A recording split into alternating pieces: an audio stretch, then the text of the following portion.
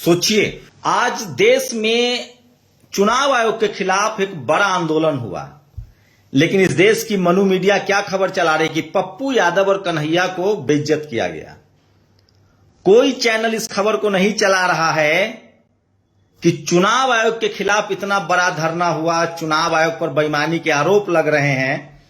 बहुजनों को लड़ाने की आपस में मनु मीडिया कोई मौका नहीं छोड़ता है। एक भी चुनाव आयोग से सवाल नहीं पूछा जा रहा है। आज का बहस होना चाहिए था कि गुजरात में पुल गिर गया। सोचिए, आनंद जहां बड़े बड़े डेयरी प्रोजेक्ट हैं और बड़ोदरा को जोड़ने वाला एक पुल जाता था, वो पुल टूट गया और 9 लोगों की मौत हुई है पुल से गिरने से। इस पर कोई सवाल नहीं पूछ रहा है। सोचिए, आज चुनाव आयोग के खिलाफ पूरा बिहार सड़कों पर उतरा, पूरा बिहार मैं कह रहा हूं सड़कों पर उतरा। लेकिन आप सोचिए कि इसको खबर नहीं बनाया जा रहा है कि पूरा बिहार सड़कों पर उतरा। लाखों लोग पूरे बिहार में सड़कों पर उतरे, क्या महिलाएं, क्या बुजुर्ग। लेकिन मीडिया के लिए यह खबर नहीं है। मीडिया के लिए यह खबर है कि पप्पू यादव को बेइज्जत किया गया, कन्हैया कुमार को बस पर नहीं चढ़ने दिया गया, यह खबर है। अरे बस पर कितनी जगह होगी। नमस्कार, मैं शंभू कुमार सिंह और आप देख रहे हैं नेशनल दस्तक।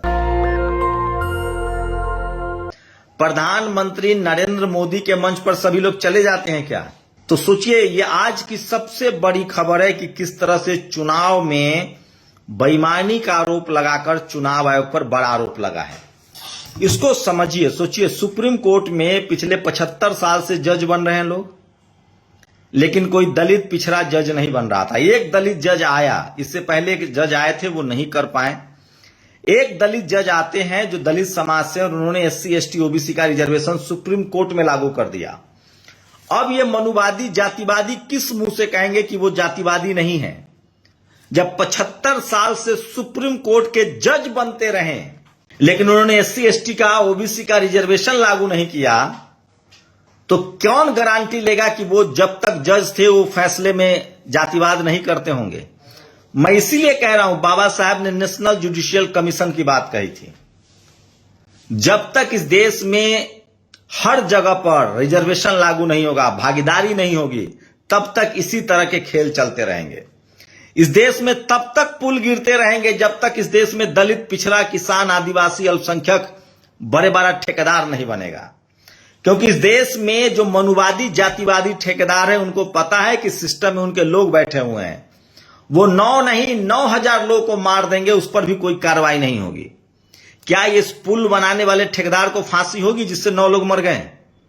क्या मोरबी पुल टूटा था जिसने बनाया होगा उसको फांसी होगी? ये जो बड़ी बड़े सड़कें धंस रही उसको फांसी होगी? लेकिन सोचिए, NHI में एक पासवान समाज का अधिकारी था यूपी के, वो रोज फोन करते हैं, उनको पकड़ा गया रेड में और उनको टर्मिनेट कर दिया गया नौकरी से। ये जो आज गुजरात में जो पुल गिरा है, 9 लोगों की मौत हुई है, क्या इसको इन पुल बनाने वालों को फांसी होगी? क्या बनारस में जो फ्लाईओवर गिरा था जिसमें लोग मर गए थे, साफ कर दिया गया था, उसकी सजा हुई? कुंभ में भगदड़, पुरी में भगदड़। इस देश में जब तक हर जगह, सोचिए, जब तक चुनाव आयोग में दलित पिछड़ा अधिकारी नहीं आएगा, तब तक इस देश के बहुजन 90% लोगों का वोट इसी तरह से कटता रहेगा। वो तो शुक्र मनाइए कि कम से कम अब प्रमुख विपक्षी दल जो कांग्रेस है, वो सामाजिक न्याय की बात समझने लगे हैं, और उसकी वजह है अनिल जयहिंद और राजेंद्र पाल गौतम जैसे लोग। और इसका क्रेडिट मैं थोड़ा बहुत बीजेपी को भी दूंगा कि बीजेपी के आने के बाद जिस तरह से जातिवाद बजबजाने लगा है। लेकिन सोचिए, इस देश में जातिवाद की जड़ें कितनी गहरी हैं। सुप्रीम कोर्ट में 75 साल से लोग जज बन रहे थे, लेकिन SC ST OBC का रिजर्वेशन लागू नहीं हो रहा था। अब जाकर रिजर्वेशन लागू हुआ है। इस देश में जब तक रिजर्वेशन, जैसे मीडिया पर बिल, जहां रिजर्वेशन नहीं है, जहां दलित, पिछड़े, किसान, आदिवासी, अल्पसंख्यक पत्रकार नहीं है, वहां इन पर भरोसा मत कीजिए। देखिए, संदीप ABP न्यूज में किसान समाज से आते हैं, जाट समाज से आते हैं, वो सरकार से सवाल पूछते हैं। दिलीप मंडल OBC समाज से आते थे, सवाल पूछते थे। वो भले प्रधानमंत्री के मीडिया एडवाइजर बन गए, लेकिन अभी भी वो सामाजिक न्याय के खिलाफ नहीं लिख सकते हैं। दिलीप मंडल सोशल जस्टिस के खिलाफ नहीं लिख सकते हैं। संविधान के खिलाफ नहीं लिख सकते हैं। अभी भी दिलीप मंडल जातिवाद मनुवाद से लड़ रहे हैं, उसके खिलाफ लिख रहे हैं। इस देश में जब तक दलित, पिछड़े, किसान, आदिवासी, अल्पसंख्यकों की भागीदारी नहीं होगी ठेकेदारी में, तब तक पुल गिरता रहेगा। जब तक चुनाव आयोग में दलित, पिछड़े, किसान, आदिवासी, अल्पसंख्यक, जाट, पटेल, मराठा, गुर्जर नहीं जाएंगे, तब तक ये जातिवाद होता रहेगा और वहां इसी तरह के फैसले आते रहेंगे। जब तक सोचिए, कर्नाटक के इंजीनियरिंग कॉलेज में, बेंगलुरु कॉलेज में 10 दलित प्रोफेसर ने इस्तीफा दे दिया, वो ढॉक पे पढ़ा रहे थे। तो इस देश के बहुजन समाज को समझना पड़ेगा कि सबसे बड़ा जो जातिवाद का अड्डा है वो मनुवादी मीडिया है। और मीडिया आज दिन भर ये खबर चलाएगी कि पप्पू यादव का अपमान हो गया, वो ये नहीं चलाएगी कि पप्पू यादव सड़कों पर उतरे, उन्होंने विरोध किया और चुनाव आयोग में बैठे अधिकारी जो है वो दलित पिछड़ों का वोट काट रहे और कितना मैसिव प्रोटेस्ट हुआ सो आप समझ लीजिए। महाराष्ट्र का चुनाव चोरी किया गया था, अब ठीक उसी तरह बिहार का चुनाव भी चोरी करने की कोशिश की जा रही है। राहुल गांधी ने यह भी कहा है कि जो अधिकारी आज जातिवाद मनुवाद कर रहे हैं वो समझ लें कि सरकार बदलेगी तो उनका भी हिसाब होगा। और सोचिए, गुजरात में जो पुल गिरा है, नगर निगम भाजपा, विधायक भाजपा, सांसद भाजपा, मुख्यमंत्री भाजपा, प्रधानमंत्री भाजपा, कौन ठेकेदार है इसकी खोज होनी चाहिए। तो ये तमाम बड़ी खबरें हैं जो सोशल मीडिया पर वायरल है। और गुजरात में आनंद और बड़ोदरा के जोड़ने वाला पुल गिरा कई गाड़ियों के साथ, 9 लोग मौत के मुंह में समा गए। कोई मनुवादी जातिवादी मीडिया वहां के मुख्यमंत्री और प्रधानमंत्री से सवाल नहीं पूछेगा। ये कोई दलित पिछड़ा प्रधानमंत्री मुख्यमंत्री होता तो अब तक खाल खींच ली जाती, दलित पिछड़ा इंजीनियर होता तो खाल खींच ली जाती, ठेकेदार होता तो खाल खींच ली जाती। इसलिए मैं कह रहा हूं कि शोषित वंचित समाज के लोग जागरूक हों। सोचिए, असम में बुलडोजर चल रहे हैं क्योंकि अडानी के पावर प्लांट के लिए जमीन देना है। दिल्ली में झुग्गियों पर बुलडोजर चल रहे हैं। बिहार में बहुजन के वोट पर बुलडोजर चल रहे हैं। इस देश के 90% लोग इसलिए लाचार और बेबस हैं क्योंकि आपके नेता बोल नहीं रहे हैं। आपके नेता पार्टी में अपनी कुर्सी बचा रहे हैं। उनको नहीं पता है जब समाज ही नहीं रहेगा तो आपकी कुर्सी भी नहीं बचेगी। तो जो भी शोषित वंचित समाज के जाट, पटेल, मराठा, गुर्जर, दलित, पिछड़े, आदिवासी, किसान, अल्पसंख्यक, अति पिछड़े, महादलित हैं, उनके नेताओं को कम से कम संवैधानिक अधिकारों के लिए बोलना चाहिए।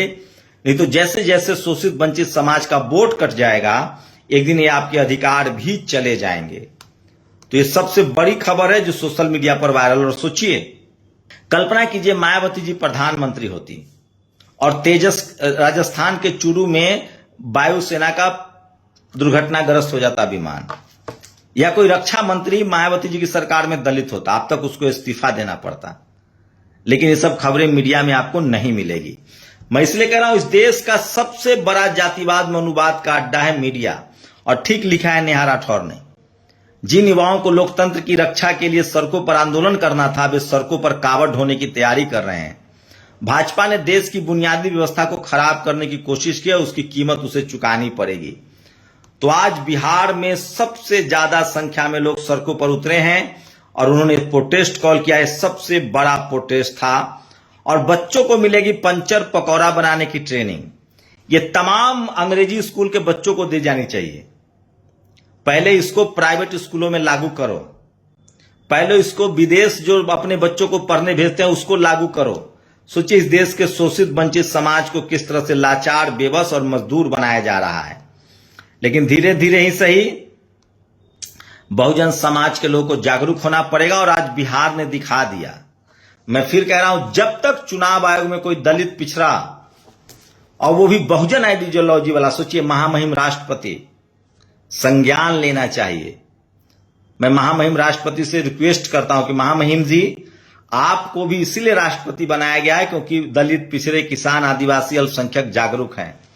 ये जितने आरएसएस से ट्रेनिंग किए हुए लोग हैं, चाहे मोहन यादव हो, चाहे उड़ीसा के मुख्यमंत्री हो, चाहे मध्य प्रदेश के मुख्यमंत्री हो, अगर आप दलित, पिछड़े, किसान, आदिवासी, अल्पसंख्यक हैं तो सर आप जान लीजिए, आज आरएसएस, कांग्रेस भी इसलिए पूछ रही है क्योंकि समाज जागरूक है। आज आरएसएस ने आपको इसलिए पद पर बैठाया है क्योंकि आपके समाज का वोट है, आपके समाज के लोग जागरूक हैं। और ये लड़ाई हम जैसे लोग लड़ रहे हैं 10 सालों से।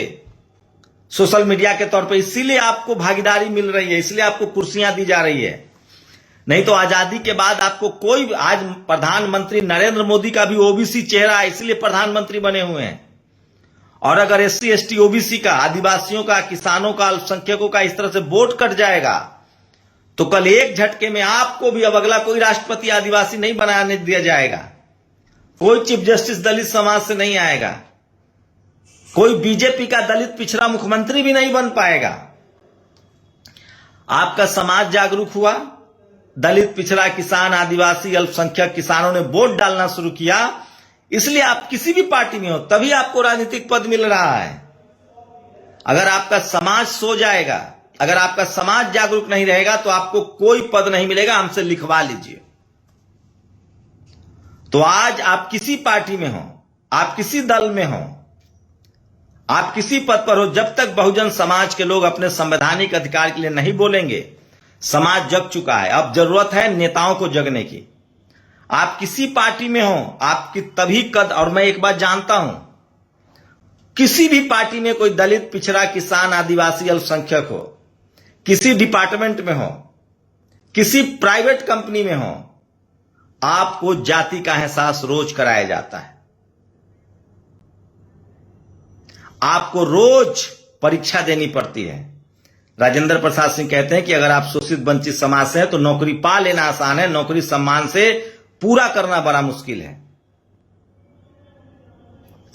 मैं इसलिए कह रहा हूं कि जो भी दलित, पिछड़े, किसान, आदिवासी, अल्पसंख्यक के नेता हैं, चाहे किसी पार्टी में हो, आप तभी तक उस पार्टी में सुरक्षित हैं जब तक आपका समाज जागरूक है, आपके लोगों का वोट है। जिस दिन आरएसएस और ये मनुवादी लोग वोट कटवा देंगे, उस दिन आपकी भी वैल्यू नहीं रह जाएगी।